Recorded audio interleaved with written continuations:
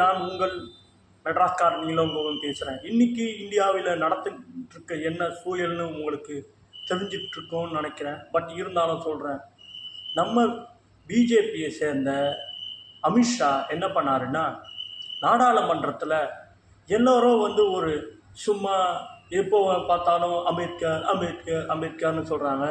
அதுக்கு பதிலாக மதத்தை, அதாவது கடவுள் பேரை சொன்னால் அவங்களுக்கு புண்ணியம் கிடைக்கும் அப்படின்னு மதவாதத்தை இங்கே பரப்பணும், இது மதத்தை சார்ந்த நாடு அப்படின்னு அவர் நினைச்சார். ஏன்னா அவர் ஒரு மதவாதி இல்லை, அவர் அப்படி தான் நினைப்பார்.